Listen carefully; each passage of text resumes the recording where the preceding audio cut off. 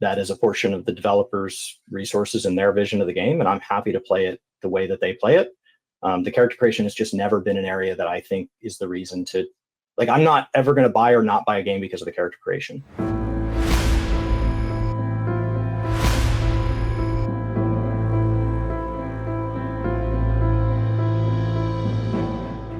That's fair. And you're right. I feel like that's every consumer's right to make that choice.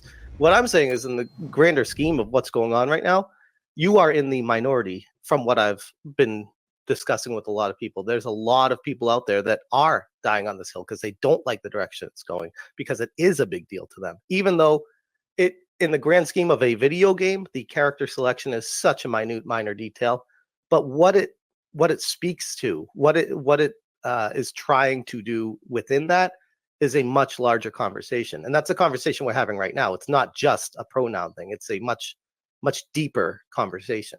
Yeah, there's what I always kind of relate it to is almost, I have to use religious words because there is a sense of kind of this religious argument being made. And to the point where you were making earlier, Smash, is that I would have as equal an objection if all of a sudden I was playing Mario and he decided to stop and talk about his Catholic faith as an Italian. It doesn't fit the world and the universe, and it takes me completely out of it. And it really is like, wait, why do we have that? It's right. Not that a Christian game couldn't exist. In fact, people have tried and made. Right. That's totally true. That's totally true. Right. So if you're playing Mario and all of a sudden he starts just fucking citing, I don't know, a verse out of the Bible, that would be very odd, and that would be very lore breaking. Right. I agree with GingerPrime here. It would be just as lore breaking in a world where you can change your gender with magic and you can heal wounds with healing magic, for you to decide to opt to chop off your titties and have trans surgery scars in a world where there's magic, where you can literally just avoid all of that and do it with magic. But no, you want to just chop up them titties. Wouldn't that be lore breaking? Wouldn't that kind of take you out of the experience? Wouldn't that kind of make you go, gee, fuck is that about? It's a little bit weird, right? It's a little bit strange. Them, and they do exist, and they just don't sell. And what I think is essentially what we're seeing is the market is saying, like, this isn't what we want to buy, and so we're just not going to buy it. And this is the first time, I think, in history that's actually happening, because generally speaking, we could talk about video game addiction in a way of this, is that it's been very consumer, like, keep buying the product, consumer.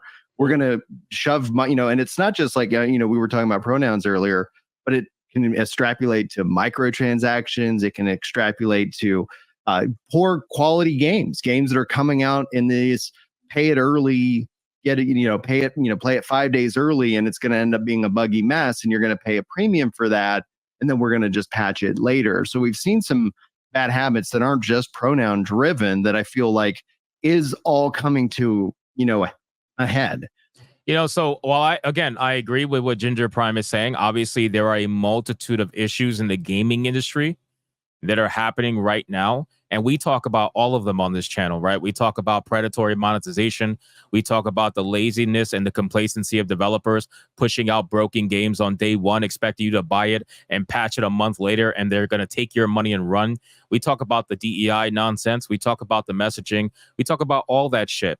But just because there's other problems, and this is the key part right here, just because there's other problems in the gaming industry doesn't mean that the discussion around pronouns has to now be downplayed in order to focus on another part of the conversation. We can focus on the entire conversation at the same exact time. What they're trying to do is utilize the other issues to downplay the conversation around pronouns so that you could just sit there like a good little bitch and be like, you know what? Okay, fuck it. It's not that big of a deal. I'll accept it.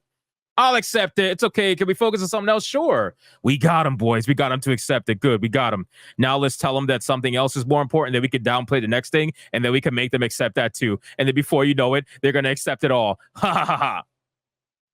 It's literally what it is, bro. So we have, I would say, from your perspective, Smash, and correct me if I'm wrong, you have a couple of key items of things that you were saying, I'm not going to play games with these things. But also behind the scenes, when we start looking at gamers as well, is like, I think you have a lot of gamers that are overworked, underpaid. The economy that is going on right now has got them scared. And so they're also sitting on their wallets. And so I do wonder if that, like, if we were trying to segment the different kind of movements, it's that it's Gamergate 2.0 isn't just, people who are frustrated about ideologies being inserted into the games, but it's people and gamers who are just been frustrated due to any other factor. And it's just easy for people to say, you know what, I don't need to spend money. I have a backlog of incredible games that I haven't played. I think that's a really good take, actually, because it's not limited to just what me and Gaming Kinda are chatting about. It's a much bigger situation, and it's a very convenient thing to blame it on, for sure. It's a lot easier to point the conversation at that, but So when we talk about, okay, so he's trying to essentially make it seem as if the reason why games are failing is not because of people being mad at wokeness or DEI or anything like that. It's because people don't have money, right? We're getting into a recession. People don't have money, blah, blah, blah, blah, blah, whatever. Okay. So if that's the argument you want to go on, then why does it showcase that, statistically speaking, people always spend more money on entertainment during a recession than they do when they're not in a recession? Why is that? Right? And then you want to extrapolate that, right? Let's extrapolate that and let's say, okay, so if people spend more money on entertainment during a recession, then wouldn't it be more likely that they would spend more money on the number one entertainment avenue in the entire world? Don't you think that would be pretty likely? You know what I'm saying? Don't you think it would be pretty likely that people would be willing to want to spend more money? This is the number one entertainment avenue in the world. It makes insane amount of money, more than anything else in the entertainment industry. So it would be more likely, not less likely, more likely that people will be looking to buy games during a time where maybe they don't have a lot of money, especially since video games go the long haul. Usually you can buy a video game and get 10, 20, 30, 40, 50 hours out of it, depending on the kind of game, right? You can do that. So at the end of the day, I think that people are looking for good games. People are actively looking for good games to purchase. But the truth of the matter is that there's just not that many out there. It's unfortunate. There are definitely some good ones out there, especially if you start looking at certain sectors of gaming like AA and indie and whatnot. But there are some good games out there for people to buy. They're just not anywhere close to what it used to be. And that's because the gaming industry right now is in a bubble where they believe that they should spend maximum dollar and then target the smallest audience possible. Can you tell me how that makes any sense business-wise? And I know what Ginger said is just a factor. I'm just telling you overall. They are spending maximum dollar to create these games in the AAA industry, and then they're targeting the smallest audience possible. Or what they're doing is they're trying to find the audience after they spend all the money anyway, right? So you're, instead of spending $200 million and saying, yep, we're going to target this audience that we know already exists that buys these kind of games, and that's what we're going to do. Instead, you're spending $200 million, and then you're saying, all right, the game is done. We need to find an audience. Who are we going to market this to? Let's pick the modern audience. Let's pick the 0.5%. Yeah, let's do that. That's going to print money like crazy. The macro is a much larger picture where it's not just the economy. It's games take longer to finish now. Mm-hmm. People are working longer hours now to make ends meet, and they have less free time to spend gaming. And with that time that they have to spend the gaming, they have to make a choice on how they're going to be spending it and what games to play it with. And we have these games that are coming out annually that are AAA 10 out of 10 games, probably once every 6 months. And then you get a AAA 9 out of 10 game once every 3 months. Like there's so many, and they all take 200 hours to complete. Every single one of these games, 150 hours if you really want to get into them.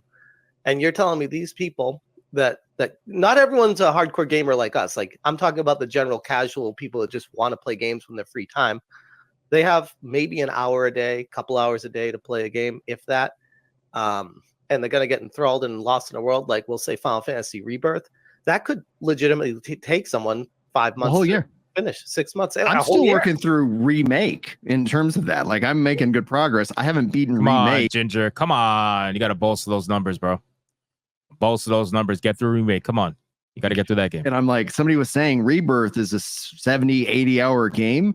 And that's also something that's interesting that, you know, just as a like a side note or a little side tangent, is that as a kid, 60 hours for a video game was like, sign me up. But as an adult, I'm like, how the hell am I going to find 60 hours? Like where, like that is my year. It's the constant. Yeah, no, I the only reason I'm able to even find time to play video games is because I made it part of my job now. Otherwise, I had, even before this, I had maybe an hour a day, every other day to play. So I get it, man. I totally get it. Not having time. I understand.